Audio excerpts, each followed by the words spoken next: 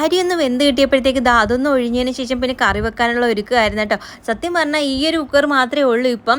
കറി വെക്കാനായാലും ചോറ് വെക്കാനായാലും ഒരെണ്ണം ഉണ്ടായിരുന്നത്, അത് ചെറിയൊരെണ്ണം ഉണ്ടായിരുന്നു, അത് ചീത്തയായി പോയി. അതിനുശേഷം പിന്നെ ഇതിൽ തന്നെയാണ് എല്ലാം വെക്കുന്നത്, മാറ്റി മാറ്റി വെച്ചുകൊണ്ടേ ഇരിക്കുക കേട്ടോ. ഇനി ചെറുതൊരെണ്ണം മേടിക്കണം, അതുവരെ ഇത് വെച്ചിട്ടങ്ങ് അഡ്ജസ്റ്റ് ചെയ്യാമെന്ന് വിചാരിച്ചു. പിന്നെ നമ്മളിന്ന് മത്തങ്ങ എരിശോരി ആട്ടോ വെക്കുന്നത്. അതിൻ്റെ ഒരു സെപ്പറേറ്റ് ഞാനൊരു വീഡിയോ ഇട്ടിട്ടുണ്ട്, കാണാൻ താല്പര്യമുള്ളവർ കയറി കണ്ടു നോക്കുക. അങ്ങനെ പിന്നെ എരിശോരി എല്ലാം വെച്ച് കഴിഞ്ഞതിന് ശേഷം പിന്നെ ഇതാ കുറച്ച് ഉണക്കമീൻ എടുത്ത് കഴുകി എടുത്തിട്ടുണ്ടായിരുന്നു, അതും മസാലയൊക്കെ പുരട്ടി ഒന്ന് വറുത്തെടുത്തു. വേറെ കറികളൊന്നും പിന്നീട് വെച്ചില്ല കേട്ടോ. ഉച്ചയായപ്പോഴത്തേക്കാണ് സംഗി വീട്ടിലോട്ട് പോകുക എന്നുള്ള കാര്യം പറഞ്ഞത്. അപ്പം ഫുഡ് കഴിച്ചിട്ട് പോട്ടെ എന്ന് പറഞ്ഞിട്ട് ഞാൻ പിന്നെ പെട്ടെന്ന് അങ്ങ് ആക്കി എടുക്കായിരുന്നു. പിന്നെ ഇന്നലത്തെ രസം അല്പം ഇരുന്നതുകൊണ്ട് പിന്നെ വേറെ കറികളൊന്നും വെക്കാനൊന്നും നിന്നില്ല.